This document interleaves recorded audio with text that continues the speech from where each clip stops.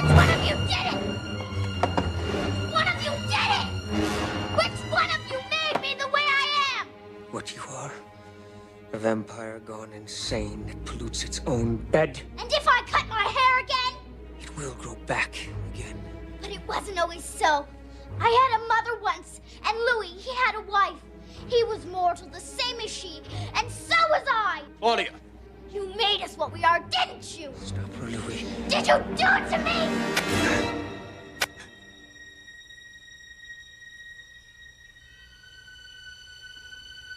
How did you do it? Why should I tell you? It's in my power.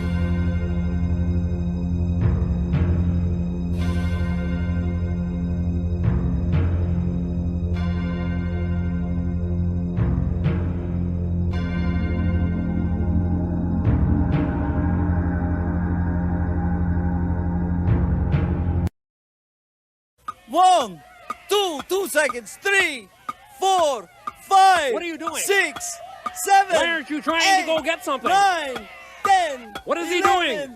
12. You'll never get 13, anything this way. 14, 15, 16. I'm sorry. 17. I'm 18, sorry, sir. 19, I think you're not going to 20 win. seconds.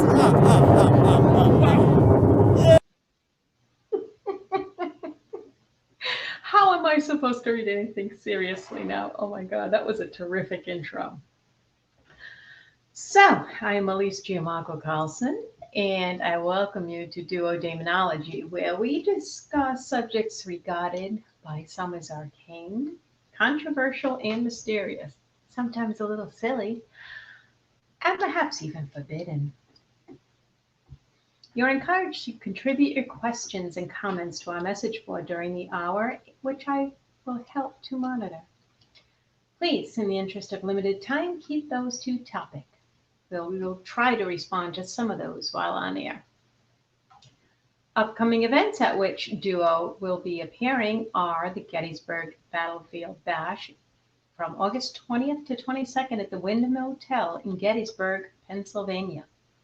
Mass Paracon September 17th to the 20th at the Best Western Adams Inn in Quincy, Mass. And Portland Parafest October 9th in the Clarion Hotel in Portland, Maine. Last but not least, the Warrens Seekers of the Supernatural on October 29th to the 31st in the Courtyard by Marriott Hotel in Waterbury, Connecticut. Our topic for tonight's show is a tad offbeat even for us. Last time we discoursed on witches, who and what and where they might be. We found that concepts vary significantly. Tonight's entry is vampires. Grim reality, don't stake your reputation on it. Why wait for Halloween? Well, what comes to mind when we say vampires? It's not a very wholesome concept. Terms which can be applied are blood drinker, Nosferatu, undead, living dead, and maybe not so quite sure if I am dead. By day, they repose in coffins, rise at sunset to perpetuate an unnatural existence by feeding on the lifeblood of the living. You know, some more infamous examples in literature and the media have been Dracula, Barney the Vampire, so they tell me, Barnabas Collins, Lestat de Lioncourt. Do you have a personal favorite? I'm not sure I do. Those are deadly yet somewhat dashing and romantic characters. The common trait they share, besides a lust for blood and being entertainingly evil, is that they're all fiction and have sprung from writers' imaginations. Can anything about the myth be factual? We may cite the historic Dracula, who definitely was bloodthirsty, Peter Kürten, the Dusseldorf vampire, Mercy Lena Brown of Exeter, Rhode Island. I don't think she was. And Richard Ramirez, who was justifiably dubbed the Night Stalker. We don't have a specimen to interview for our show, but we do have on hand two fellows who are learned in occult lore. They are demonologists, and vampires can seem a tad demonic. There might be a surprise guest or two, you never know.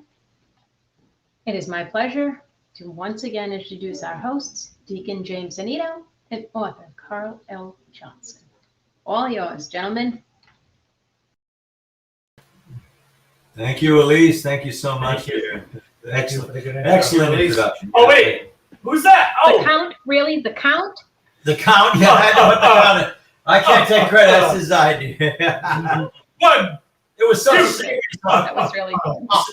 It was so serious up until then. Well, that's because people are afraid of vampires, so they have to make fun of them.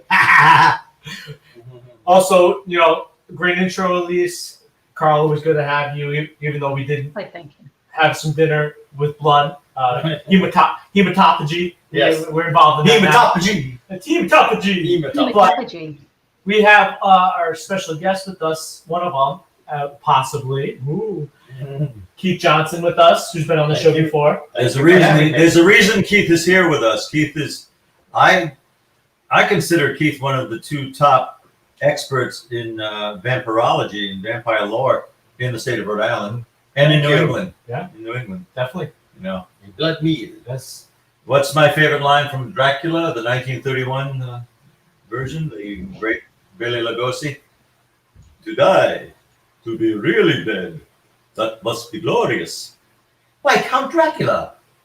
There are far worse things awaiting man than death. True. I haven't memorized half this movie. You do. My favorite line is "No me to know, no me to know." Let's get serious again. All right, now Keith is not our only vampire expert. We're going to try. Do you have a spirit board, like a Ouija board? Because we're going to try and invoke Oh, they're Tom. so evil. If we can get our other expert Yes. guest panelist.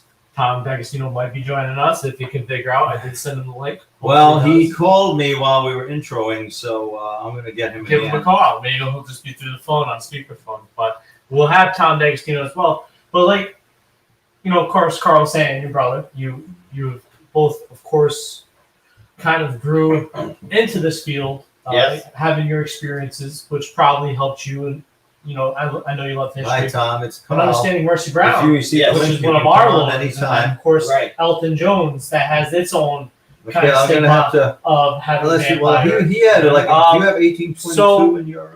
It's And good to your have you email on address? because a lot of our early talks were about Mercy Brown. At and how gmail.com. That's it. That was the new one. Aren't That's you the only thing related we went in wrong some in. form? I don't know if I'm Okay, related I'm gonna have him exactly resend to it. Mercy Gmail. Brown, but Mercy Okay. Brown is related to Moses Brown, directly related to Moses. Yes. Okay, Yes, that's Directly right. related to Raintail Moses Brown family. at gmail.com. And it's still a very prominent or- family in Rhode Island to this day. It is. The Brown family, the at Tillinghast gmail.com. family, and they're all related. Believe it or Hmm. not, they're all related. Don't forget the Well, 1822. Okay, They're we're related getting that to soon. Roger Williams. Okay, thank you, Tom. And most people in Rhode Island, they can trace their roots back. So probably we're all related in some form or another. By the way, we need a different hookup for Tom. His email address is ramtail1822@gmail.com. It changed, so it's Gmail. I'm going to forward the email to him right now. Okay, thank you. And I'll he'll forward the get, email you sent to me. I instructed him to come on at any time. Let's beam them in. Yeah, we'll beam Tom in. Now, how does someone become an expert in vampires? You become interested first. Yeah. It's study. But it's amazing that vampires, although ostensibly they don't even exist, they still generate interest in popular culture and lore and legend. And a vampire story will always sell, even if it's not a good one. Well, it's interesting too because even though there is the very well-versed different forms of vampire folklore because it's throughout many different civilizations, and especially what we kind of title ourselves to be and what we're involved with on a daily basis or however much basis we are involved with this case. Vampires are a part of demonology. Yes. And many people don't understand that. Like, Right. if you're to be a demonologist, you have to understand vampires because even We've got a good question too. Look, from Cat Schneider Gash. Question to the guys. Why do you suppose there is so much romanticism involved in being seduced by a vampire? Thanks. Because vampires, through most of the time they have been believed in, through most of their quasi-history, vampires were not at all romantic. They were the living dead, really. But now, I guess it started with the novel Dracula, and then going into the movies. Yes. Vampires are romantic. They are suave. They're intelligent. They are seductive. They're dressed in black. The women are very Bela seductive. Lugosi, women would faint. Women would swoon at him. Yeah. I mean, he was so. So that's only been within the last century that vampires have been. Well, if you go back to the novel since 1897, when Dracula was published by Bram Stoker, then they became, because they sneak into the woman's room if it's a male vampire, and of course there are female vampires, and they are very seductive. They sneak into the bedroom, and they, their attraction draws in their victim. Well, and they're powerful. They're romantic. They can do things that living human beings cannot do.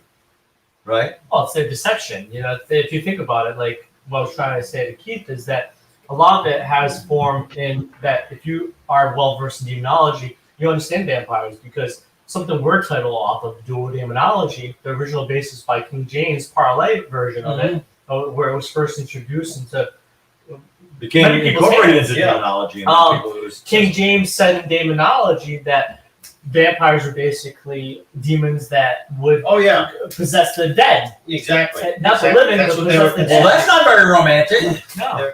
Vampire. They were actually demonic spirits that used the body as a host. Keith, you go back, let's say, very round figure, 130 years ago, 150 years ago. Would somebody want to find a vampire and be seduced by a vampire and become? Oh no, like the example in England of the Frogland Grange vampire of the 19th century. I mean, that was a hideous corpse with just dried skin on it, described that, and glowing eyes, and it was picking the lead casing off the window to get into the window pane and to attack the woman.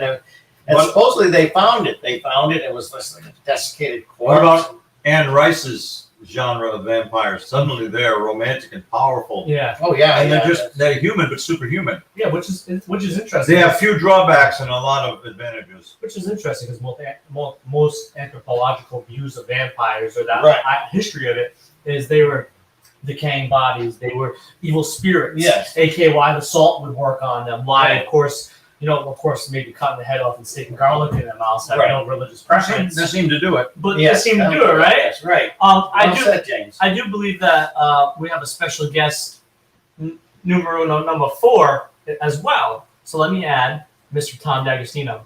Ah, there he is. We'll get to Sarah Yusuf's question. Beam him in. Hey, What did you want, everybody? How you doing, guys? And as we know, Elise, how you doing? This is great. Hi. say Good. hello, How are you, Tom? say hello to Elise. God, you look downright ghastly tonight, Tom. You look vampiric, my Yeah, I friend. know. You look vampiric. I put this lamp on, and it's like, wow, cool. I like it. You know, it's almost like I'm in a horror movie myself. Very good. Oh, wait a minute. Hang on. There you go. What does they say in Kyoto? They say in Kyoto, Huh? but the red ghost is a no for joking.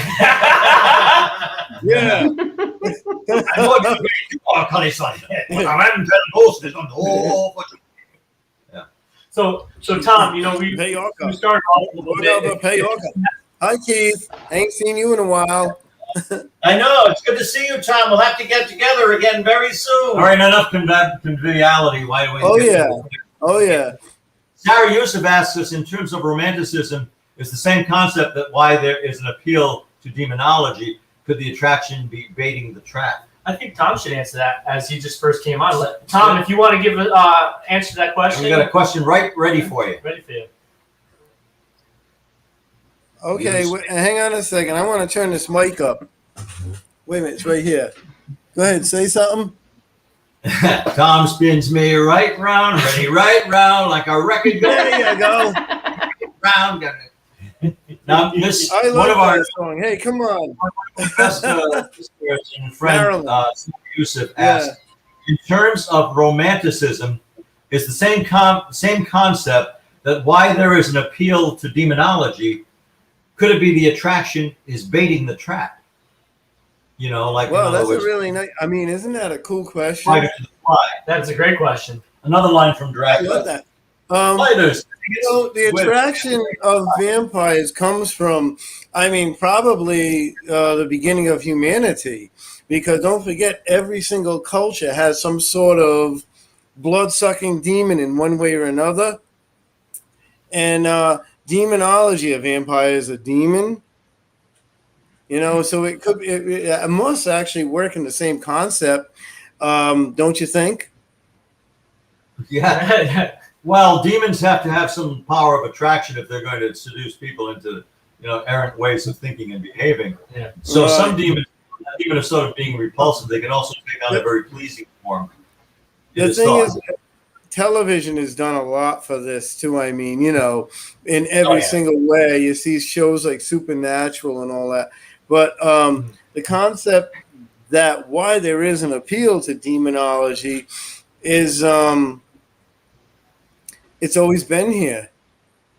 And is it could it be the attraction is baiting the trap? Not really. I don't think like demons are saying, "Oh, look, everybody's watching a television show. Let's go after them." Fundamental. Weak people, strong people, energy pockets, whatever. It's going to happen. If I think all the ladies like bad boy. Farnsworth never invented it, is still there.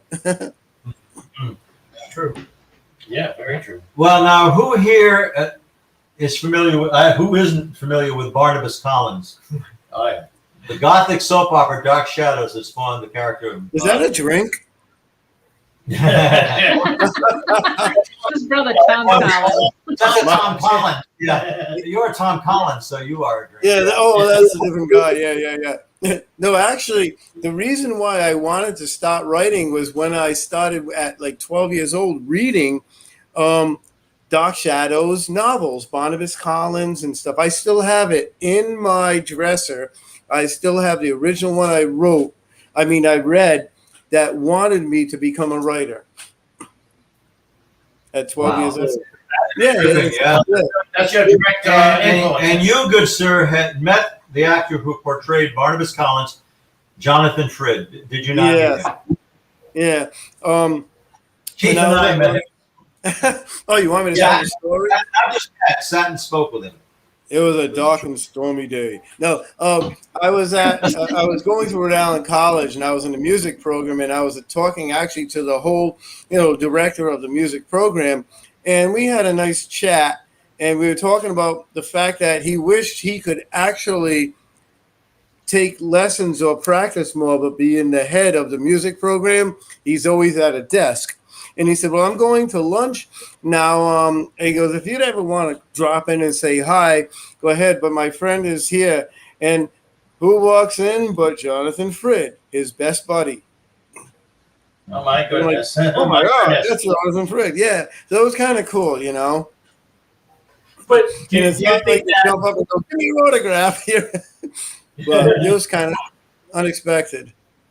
Let me ask this question for all you guys, especially that you guys, of course, are much older than me, and I've reached a different fundamental approach to vampires. Keith Johnson, Carl Johnson, and Tom Decker. You got a lot of age. You have a lot of different experience and understanding.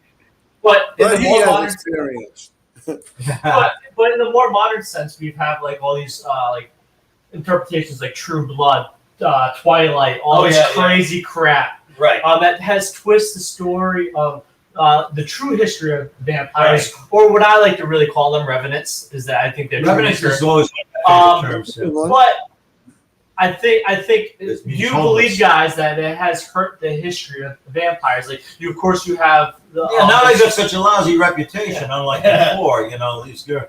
We've demeaned the vampires. Well, not demean them, but do you think it has hurt the history because more people? Yeah, actually, seriously, I do. This is also addressing Sarah Yusuf's question because they're not as dreadful. It's fun to be scared. You have to think that they were a metaphor for disease. They were like the plague. They were a metaphor for disease, and that's I came up with the term the vampire germ. These were things. Yes, right. These were for things that were or cholera. They were preying on on entire families. Decomposition was a big. See, they're not monsters Exactly. anymore. They're just, Right, you know. right. In New England, they believe that. Yeah. Don't forget, when Bram Stoker wrote his book, vampires were in every culture, and they were this kind of demon thing, like anything that, sucks your blood, or a demon that rips your head off, or a demon that, takes your liver. And I'm not talking about alcohol. And Keeps coming back to that. Bram Stoker took a whole bunch of different, categories in cultures and threw them together and made this hideous creature that, as we know, in Max Schreck would portray.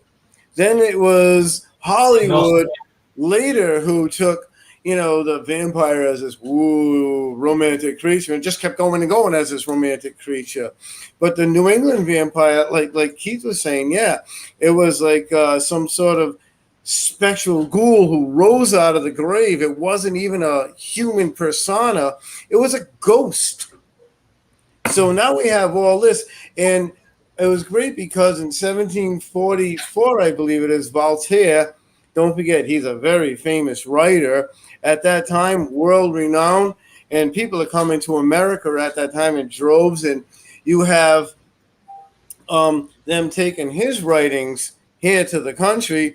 And of course, it's going to get spread around to different cultures. You got the English, the French, and they may not have been in greatest terms, but the writing, again, is an art, and art never fails to spread like a disease.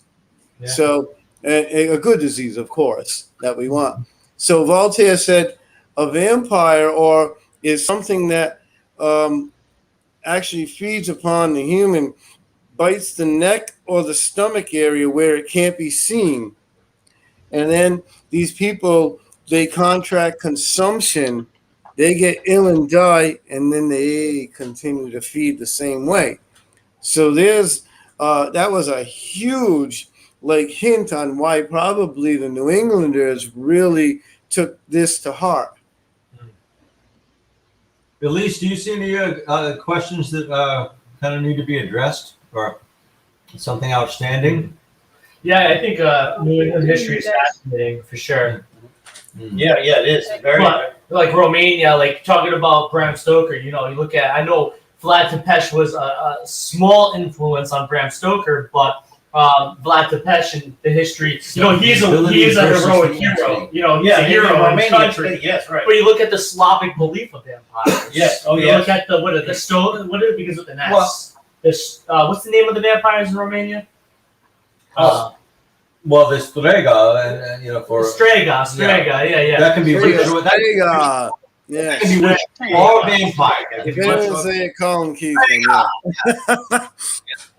So that's even interesting, though, because the Slavic. But talking about Slavic, I want to get to what Sarah Yusuf says again, because she says you have separate the ability versus the entity. That's how Jonathan Frid portrayed his vampire, someone who was driven and like an addiction. In fact, the first time of course, he came out as the monster, the villainous. He's a vampire. He's originally he pretends to be something he's not. Yeah, he's supposed to be on for 3 weeks. But they give a little hint to his human nature that he feels guilty because they have blood samples from his victims and from sheep that he's been attacking, and he ransacks Dr. Woodard's orphan, tears it apart, and Barnabas is in the office talking about it. Dr. Woodard doesn't know it's Barnabas, it's the monster. And he says, oh, no. He says, perhaps a madman, Barnabas says. He said, oh, no madman could do that. And he said, and Barnabas says, interesting. More than a man, yet less than a man. And Dr. Woodward says, you almost seem as though you pity this creature. And Barnabas answers, he turns away, he says, on the contrary, doctor, I loathe him. And he's speaking about himself, and that gives the first time the insight into there's another side of Barnabas's nature. Well, not only that, probably the vampire's nature giving rise to more of the Hollywood hype of, the vampire in Hollywood anyway, being this creature that, is ultimate superior, but also is at the same time so vulnerable within themselves that they wish they never existed. Oh yeah, Yes, right. until they have the strength to end it themselves. Another line from Dark Shadows. Willie Loomis is saying, "Hey, well, Barnabas, he's going out on his evening rounds. Barnabas is, he's leaving the old house, and he says to Willie Loomis, he says, I wonder why anyone would choose anything else. You know, why would someone choose to be, you know, to grow old and ugly and ridiculous?" He said, but to be untouched by, you know, untouched by years, by time, untouched by anything. As he's going out, Willie Loomis says, except loneliness.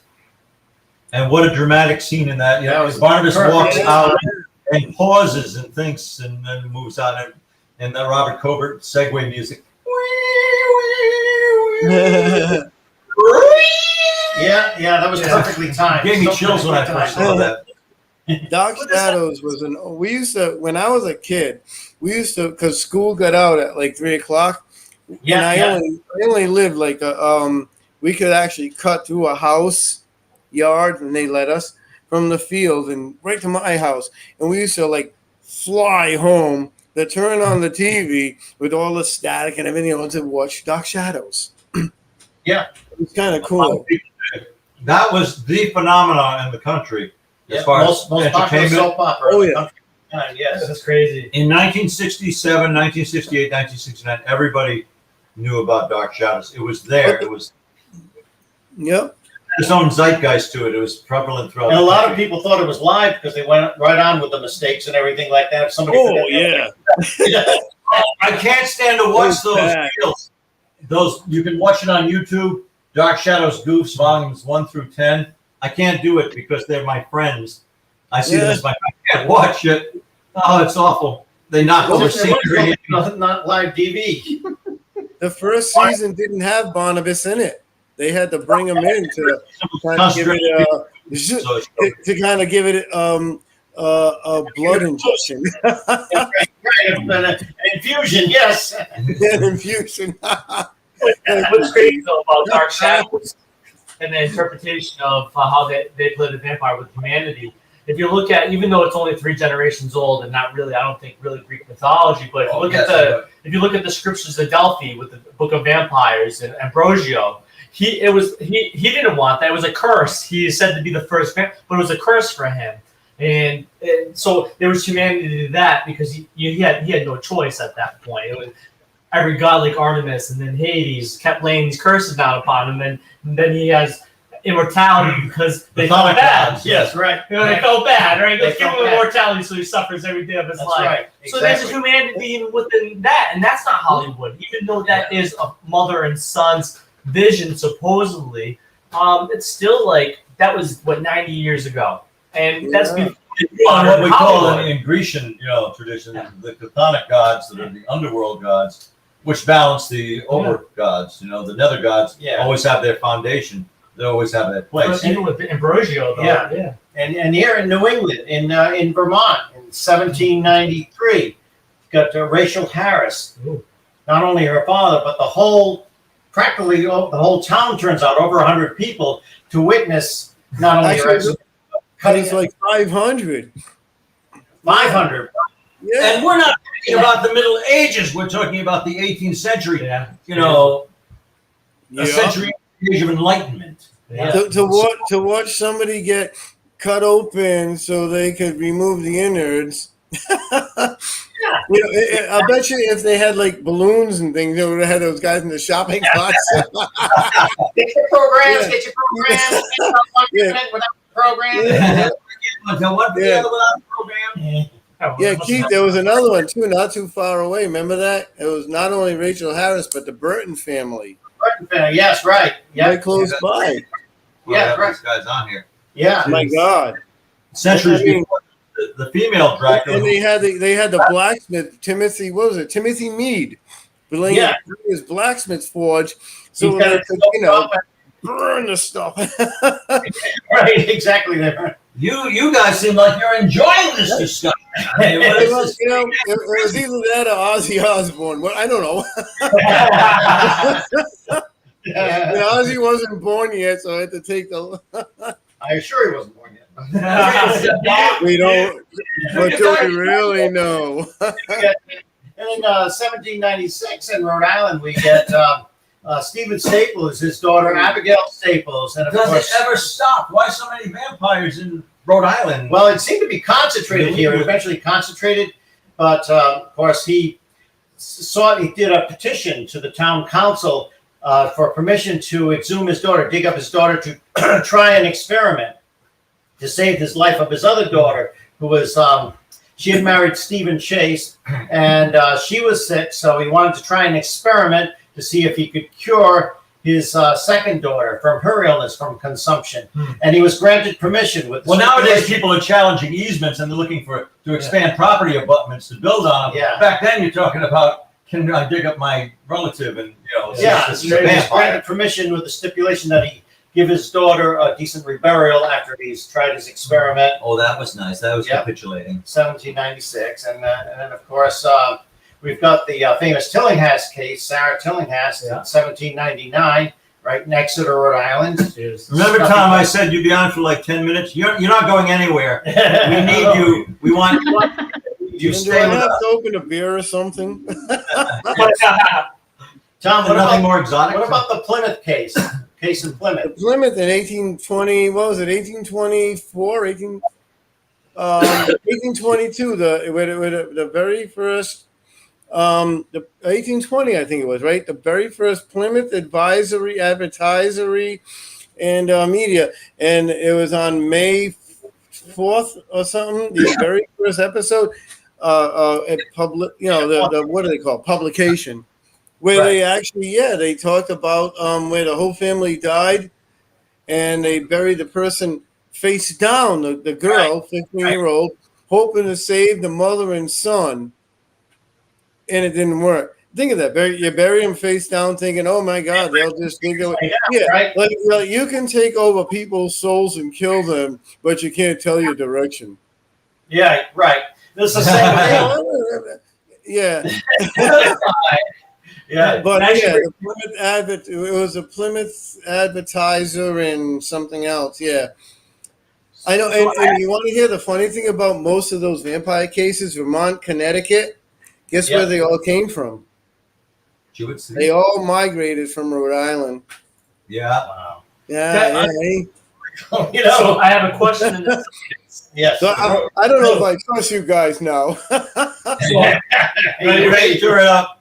So I have some silliness here. This actually just made me. We had witches on last time we were on. So Rhode Island's vampires, Connecticut's werewolves, Massachusetts is witches, New Hampshire's aliens. Oh God, we're screwed. Which one of our group here is a vampire? Reveal Definitely the Tom. vampire. You would think Tom. I know. He looks so cool in that lighting I know. there. You know. But you know what it is? It's the Also quiet. because I suck. Plain suck.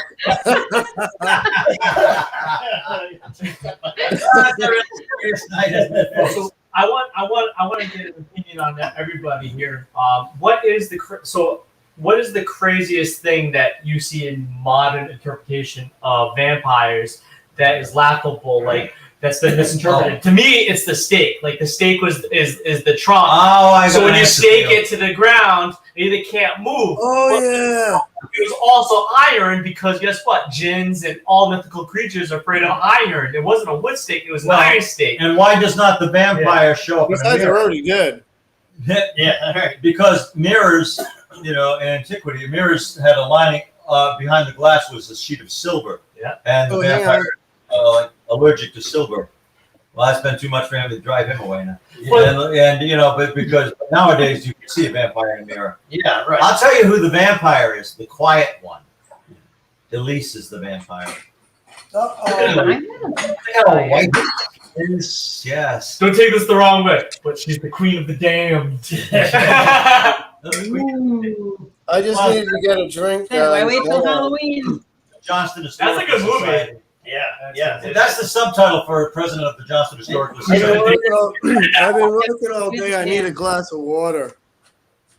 What do you got? Oh, he's got all the good stuff. Tom, we revealed the vampire. At least is the Wouldn't it vampire. figure, right? With a sweet smile.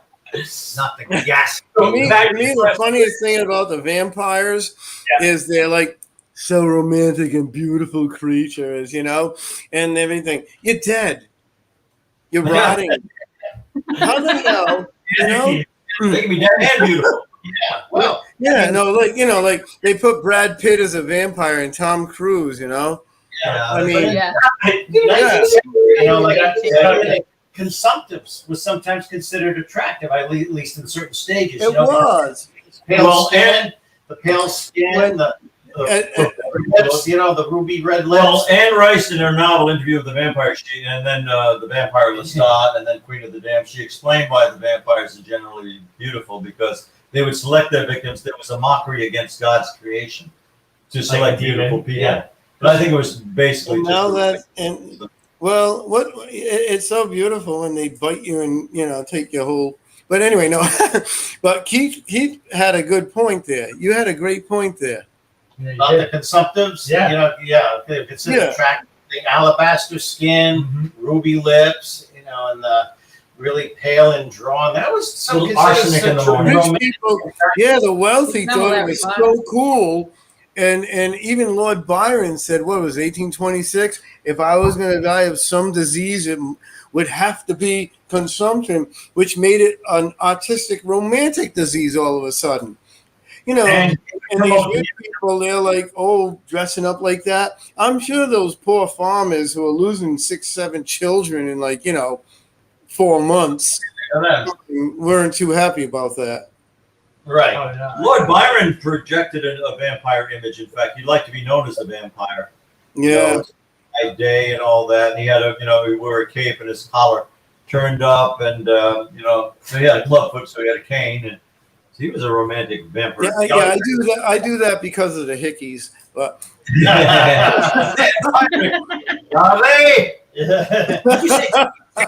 Hickeys are hickeys. swap me upside. I become a vampire if she ever did that. She swap me upside the head. You got 1799, It's cats. Legend of Sarah Tillinghast, where of course Sarah It just doesn't dies stop. How from many vampires are there? contracts consumption. She's supposed to be very, very lovely, a long, blonde, flowing hair, bright blue eyes. But then she quickly passes from consumption. She's 22 years old. And then you get with the siblings, they become affected, they become ill, and they start having dreams. They start having dreams of Sarah's coming into my room at night and sitting on my chest and making me hurt, and that becomes the MO of the vampire. They come into the room, they sit on the chest, and make them hurt, and one by one, they start becoming ill themselves. The blood, yeah. I got a question. So as long as we've got Tommy and Keith here, these vampire scares were very real. The vampire contagion, the terror of the vampire. You hear more about the scare of the witches, the Salem in particular. But could this happen again? Now we're in the 21st century. We have embalming techniques, advanced forensic techniques. Could there be another vampire scare? Let's say even in southern New England. Could it happen in the 21st century? I'd say no, not the way it did. Maybe on a different level, though. On a very much different level, yeah. Well, they might not leave it. Yeah, go ahead. We actually, don't forget, there are people now who believe they're vampires, but society is, I guess, kind of paved the way where it's toned down.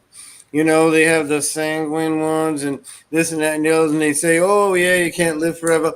But I think medical science and knowledge has really helped to put this kind of idea into more of a old-fashioned legends and folklore thing. Now, that doesn't mean some weird thing couldn't happen where, all of a sudden, boom. Look at COVID. Nobody would have expected that out of the blue. And look at the new zombie apocalypse. Everybody on their cell phones walking like this down the road. Yeah, right? Seriously. But seriously, it's like, who knows? Maybe it would be a fad. or something Yeah. that would blow up, but not necessarily be digging up dead. Because first of all, we do have, like you said, embalming, but a lot of people are being cremated anyway now. That's the biggest thing. Lots and lots of people are being cremated. So, you know, unless ashes can like blow into your face and whatever. That's the Hammer films. They start doing that. Yeah. So I think it's more become a legend and a wonderful piece of folklore. Right. Well, you're right. You're right, and I'll be the devil's advocate here. I'll take the flak, but you're right. We're in a culture where you can be wherever you want to be now. If you say I'm a vampire, you got to support it. If you don't support it, you're a dick. Right. You know. Yeah. So but it's true. So don't talk bad about our vampire culture. No, I mean, don't come do it. on, they're gonna But parade. then there's the Brown family. I mean, Mercy Lena Brown. That's as recent as 1892. Same year as the Lizzie Borden. And as you were brought up before that, you know, there's Exeter, very depressed at the time, farming community that's really on the downhill. But right in Providence, they've got treatment for tuberculosis. They've, you know, the tuberculosis germ has been identified. And Koch, 1882. Yep. I can tell you a story about a man named Jed. Poor country folk barely kept his family Keep together. going. Keep going, Keith. Keep going. You got this. This is great. You gotta get Yeah, I mean, you've got the telephones in existence. It's the cusp of modern living, almost the 20th century. And of course, you've got this depressed farming community. They turn to folklore. And of course, George Brown, he's lost his wife. He's lost his eldest daughter. And now his son is on death's door. And he's desperate. The farming community, they come together from the Grange, and they actually, and of course, the head of the Grange, Grand Master of the farming Grange in Exeter is William Rose, who had the same problem in his family some years before in the 1870s. 1874, right. Right, in 1874, in Petersdale, and they must have talked George Brown into this. You know, he was very, very reluctant to do this at first, and of course, he did not agree to attend the exhumations. He put forth the money, and of course, they went to the town coroner, Dr. Harold Metcalf, and they sent a 19-year-old farmhand to talk to him about this, and he said he wanted nothing to do with it. He's got a respectable practice. He can't go in a cemetery doing autopsies on supposed vampires. So the farmhand comes back an hour or so later with a bunch of money, and he agrees to do it. So You speak as if you were actually he was 32 years Well, old. I never. And then 2 months later, to the day that she's buried, you know, on January 17th, 1892, 2 months later, March 17th, 1892, a group of the church folk come out, and they've, by the time Dr. Metcalf arrives, they've already got Mary Eliza, the mother, they've got her exhumed, and Mary Olive Brown exhumed. Now, of course, the mother, Mary Eliza, she's in a state of partial mummification, but she's basically dried out. Her heart was still there, but it was a dried lump of flesh. So she is not the creature. She's not the revenant. The protein keeps Right. the heart up. It's protein. It's dried solid protein. Excuse me, Keith. There we go. Thank you. Mary Olive. Some people just can't take demonology, can they? can't take. Makes me sick. Where you live, Keith? What day of the week was the exhumation? What day of the week? Keith. Thursday. This is great. pressure. Oh, the paragon pressure, but it must have been pretty cold because Mercy had just defrosted anyway. But Mary Olive Brown, she was skeletal remains, except a long growth of hair. She still had her long, beautiful hair. Otherwise, she was a skeleton. But then they, of course, took Mercy from the keep, from the holding crypt, because the ground had been frozen in January. So they put her in the holding crypt. They take her out, and they open her lid, and there she's almost perfectly preserved, very lifelike. Even reportedly had turned over in her grave, turned over in the casket. What does that suggest to you? She's a vampire. You mean bloating from the natural gases being released? Do you think she was Or popped? maybe when they pulled her out and everyone's going like this. Yeah, somebody was This is a frozen stick. but they But of course, Dr. Metcalf performed a rudimentary autopsy right in the cemetery, and he said there's nothing unusual with her state of decomposition. Her heart did have some coagulated blood. Her liver dripped a little That would bit. be natural. Normal. Yeah, he said that was normal, totally normal. But after he left, of course, they collected her heart and liver and burned them on a nearby rock, reduced them But to that's ashes. not the end of the story, is it? No, they saved the What did they- ashes, mixed it in a tonic, and fed it to Edwin, the eldest son who was dying. Which And, was the typical Rhode Island cure. Yes, Yes, it was around a blunt inoculation, an attempted inoculation. yeah, partake of the spirits. And of course, they were trying to inoculate him, and it didn't work. He died less than 2 months later on May 2nd, 1892. But because there were no more immediate deaths, they figured they'd done the right thing. But then, as you know, Tom, it snuck out to the local publication because they had the Exeter Gazette, our dear All son. over the world. Yeah, right. Then it leaked out to the Providence Journal. Yep. Testing horrid superstition. Well, thank you for all your detail, Keith. All the way to Atlanta.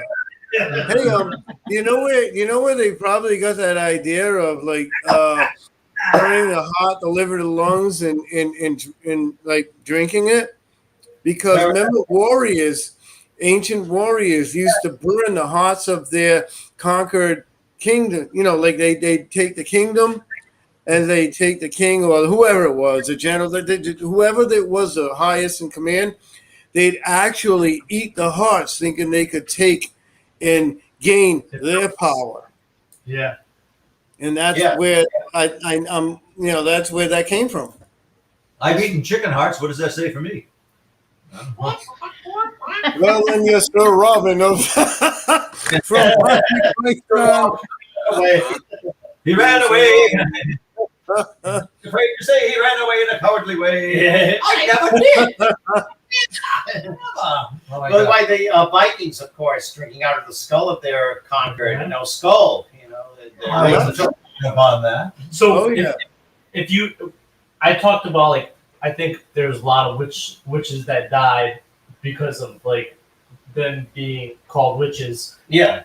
So I think it was 80,000 died. 80,000 died in Europe, and of course whatever happened in America with Connecticut and Salem. But do you have a number of how many people have died for being wrongly accused of being a vampire? It has to be crazy. Right. Most of them were already dead. A lot of them died first. Pretty dead. Most of them were not killed afterwards, but I'm sure there were people were executions. though. People were. Well, if you get into the 20, It could have been thousands. We don't even know because don't forget, a lot of New England and especially Rhode Island. I'm sorry to interrupt, but a lot of New England, especially Rhode Island, Rhode Island has 3,300 cemeteries, the most in the nation, and counting. And we didn't have those garden cemeteries. So how many people snuck out in the middle of the night into the north side of their property that no one would ever see and started digging up people and burning whatever and never tell anybody because you're not going to go to church the next Sunday and go, I burned my kids. I thought they were vampires, What the heck? Did you do that too? Oh, yeah, I did too. What the heck? We're going to go have a drink and burn some more. I mean,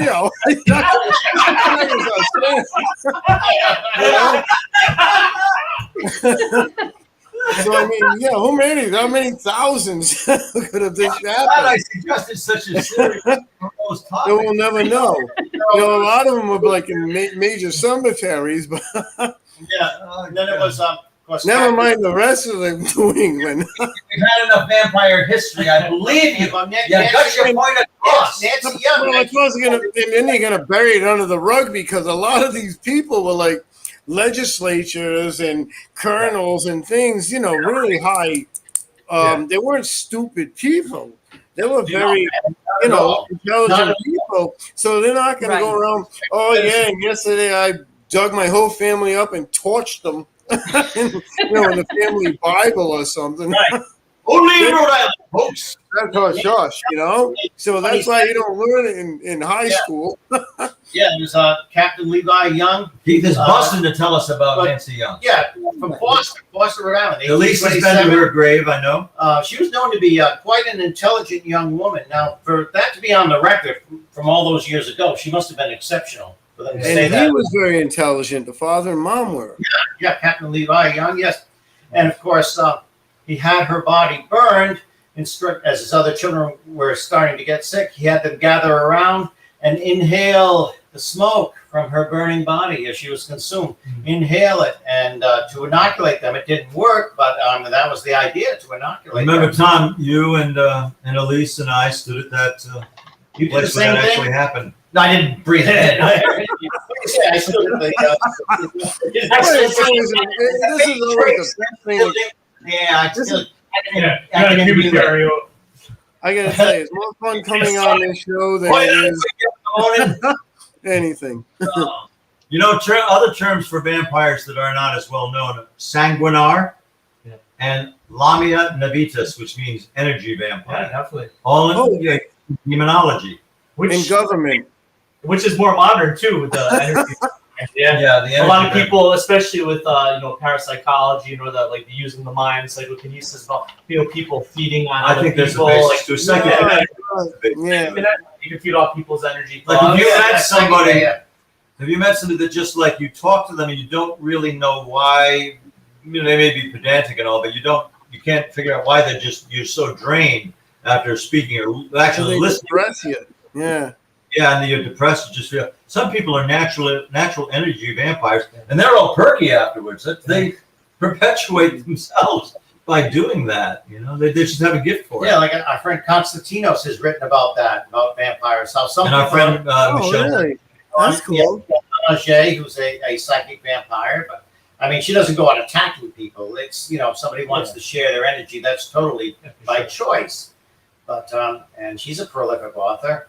Yeah. But some people are actually ill. They actually have an illness, and even if people don't know that person has an illness, they're still kind of sometimes draining. It's almost like they're trying to take energy to heal themselves. That's strange. Right. I try to do that with my bad jokes. Well, you pull a lot of All I do is get asked to leave. Well, that follows the cultures too, like the old regime of France. They were parasitical too. They're vampiric to their people. They suck off. in that larger sense. So yeah. Keith actually hit on a really good thing. That psychic vampire thing is a big thing of today more than anything, because a lot of people, they can't just go around biting people and acting like they're going to live forever and jumping out of coffins. But the psychic vampire thing is sucking something out of, the human form.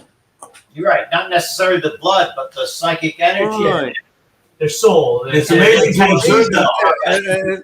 It's an amazing concept. Revitalized. Yeah. They do. And I think we have to think of the Hammer films too, where the voluptuous vampires. Christopher Lee. He's so seductive, and they got the vampire girls. At least should have dressed like in one of those gowns like that, and done the white face and everything like a Hammer vampire.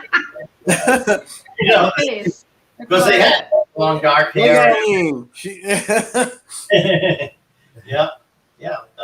And of course, look. Yeah. Now that defines the modern vampire. It really does. It really does. Unbelievable that I would have one of them, right? No. Hey, when you do one on Frankenstein, I got one of them too. That's cool. I don't even know where the heck they came from. I just have them. That should be a nice 3.5-minute show. Yeah, Frankenstein. Well, not really. Boris Karloff was a very, very intense guy. Oh, Yeah. I love it. Yeah, he had a children's radio show and everything. But that's for another time. Do you remember Boris Karloff's birth name? His legal name? Oh my God, it's a big long name. It's three. You know it. I'm sure you do. I'll I say do it. know it. Damn it!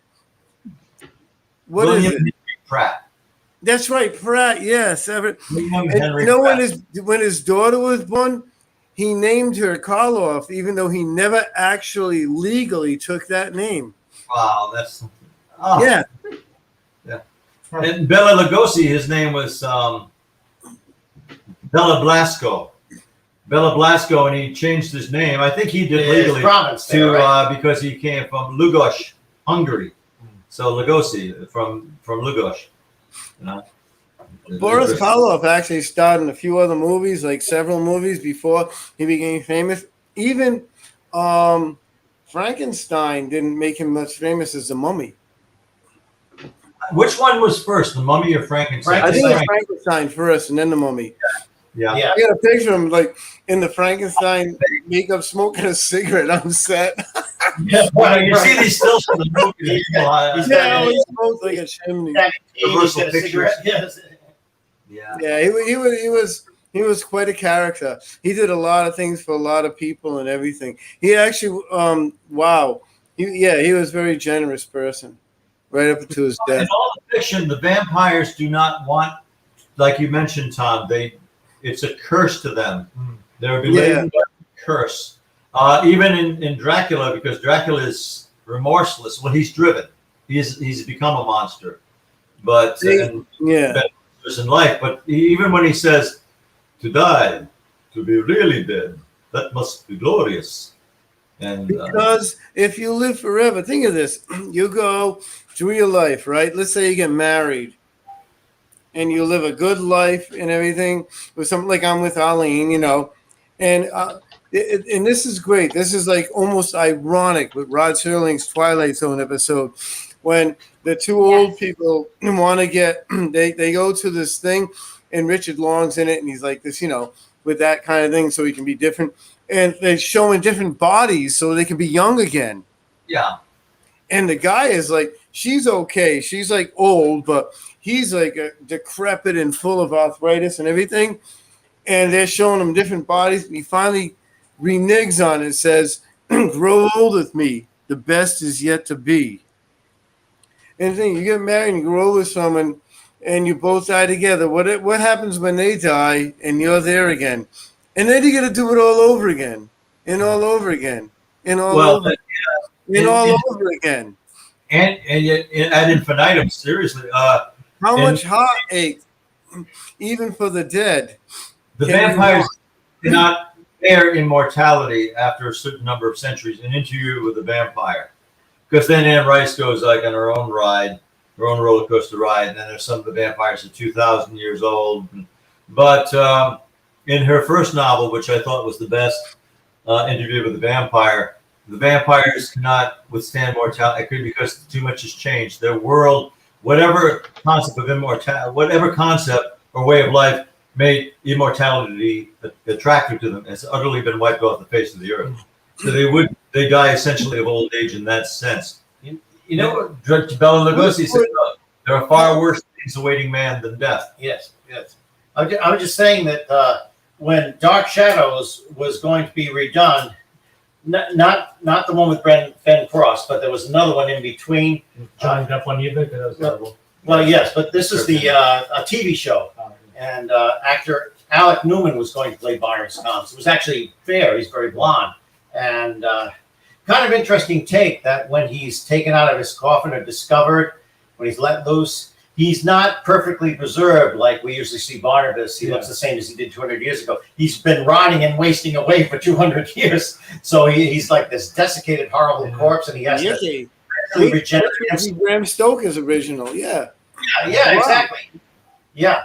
He actually became younger as he, fed on blood when he England, but yes, that's like a lot of he had to regenerate over time. It's interesting you say that because even though most mythical creatures we talk about the mummy, like that interpretation, the mummy would suck the soul to like the Brendan Fraser interpretation, right? He would suck the soul out of the person. He'd become younger. He'd become more of himself. That's a lot of mythical creature interpretation for like those kind of entities. They would steal the soul and they would become more whole. Yes. Yeah. And Bram Stoker's Dracula, even when he's killed, he's never staked in the novel. He gets a Bowie knife in the chest, and it's Jonathan Harker gives him the Bowie knife, and Van Helsing saws his head off. Yeah, beheading always does it. He's very effective, but as evil as he is, there's some sympathy there because just before he begins to disintegrate, there's this look of peace and just a look of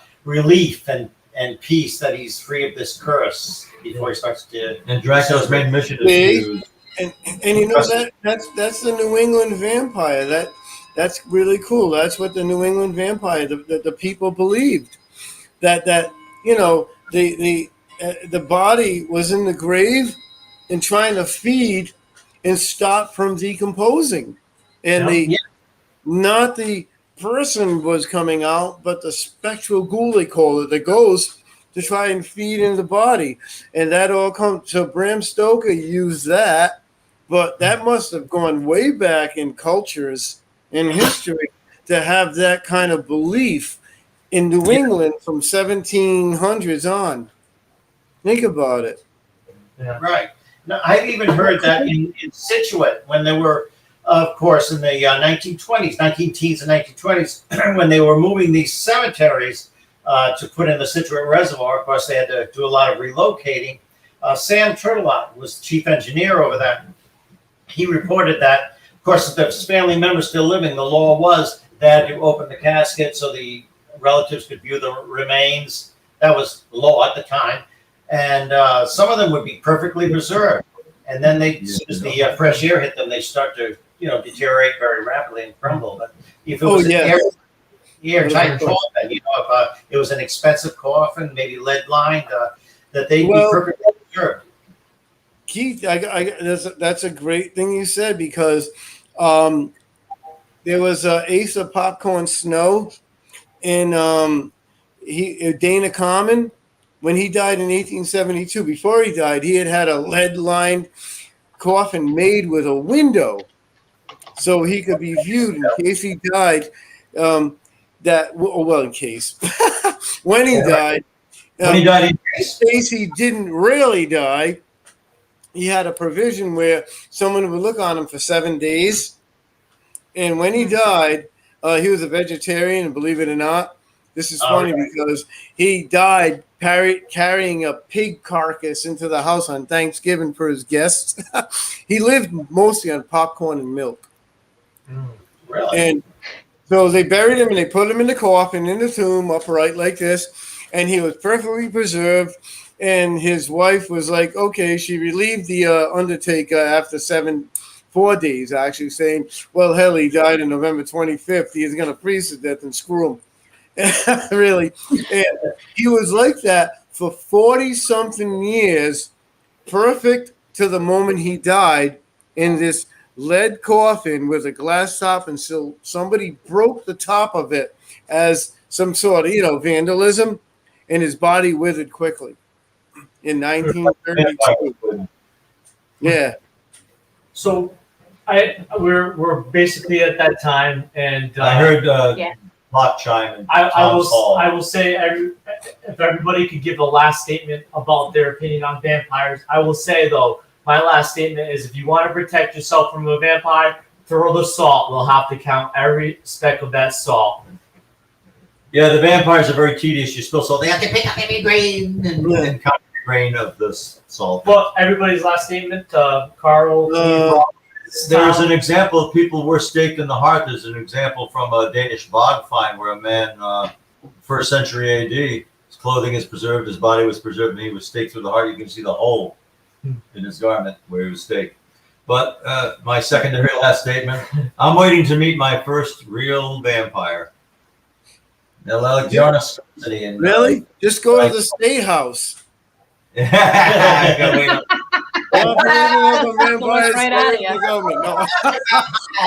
No. Just kidding. They're all great people, right? There in Italy, of course, there was centuries old. There was a cemetery that was being excavated fairly recently, and they found the body of a woman that had a brick shoved down her mouth. She's just a skeleton, but in the jaw there's this brick to keep her from getting up. Instead of garlic. Yeah, right, exactly. What a preventative. In New Hampshire, they actually stuck a stake in the heart of Eunice Cole, who they thought she was a witch, so she wouldn't rise again. So, there's some bit of culture there mixing. For sure. And that was like in 1678, I think. Oh wow! Again, not ancient history. Yeah. At least you have a last statement. Lisa's about taking it all in. She's She's a cute. I vampire. cook with so much garlic that vampires are not going to be a problem for me. Yeah, me too. That's right. There's garlic in everything. Being Italian, I'm full of so much everything. Put it this way, I'll drink a quart of vodka and a quart of whiskey. If they want to bite me, boom, they get so drunk, I'll know how to deal with them. There you go. I Boy, don't know. we had trouble filling up an hour plus on We sure vampire did lore. not. We did not. But yeah, Well, oh my four God, this was terrific so guys great, all guys. together again. Yeah. Oh my well, God, we're all Four going to, guys had yeah. quite a Oh, conversation. Thank you for staying with us for the Yes. entire hour. this is like always amazing hanging out with you guys, even if it's not in person. I need to have all you guys in person again, hanging out. Yeah, we will. But Thanks for taking this out is second best. Thanks for 10 minutes of your night became an hour. Thank And you we're for going to that. try and address some, from the message board. We'll address those questions during the next week. Yeah, we as definitely get to them. Absolutely. This weekend we're free. Next weekend we're free. After that, we're away in New Hampshire, so Yeah. All right. Well, Everybody, no have a big great- deal. And the It's UFOs. Eileen's son's birthday, so they rented a place in North Conway. Oh, it's great area. We're Oh, going to yeah. celebrate this year, that's for Yeah. sure. Gotta go I to wanna see- Peaches. Huh? Go to Peaches. It's a breakfast Yeah. joint. I love Peaches. Really? I'm gonna find that. But I know I wanna we may ride the train. I'd love to ride the cog railway again, but that's a little far away and everything. But we always love also going to the Willie House. Mm. You gotta look that up. It's just a foundation, but it's a great story of New Hampshire. And as they would put it on the dubbing Tom in Japan, but Rhode Island undead is a no for joking. Yeah. And Tom, if I was in Japan, they'd say, "No joke, Tom must go." Well, I mean, karaoke. Tom, do give Yeah. our love to Arlene. Yes, Please definitely, do. please do. I will give my love to Sandy. Everyone else, guys. This is Really? for everyone's Yeah, special. Yeah, look at that. Look at those Always a hands. Oh my pleasure. God. I look like huh? Yours are claws. You're doing claws. Yeah. Adios, amigos. Yeah. Good night, guys. Good night, everybody. Good night.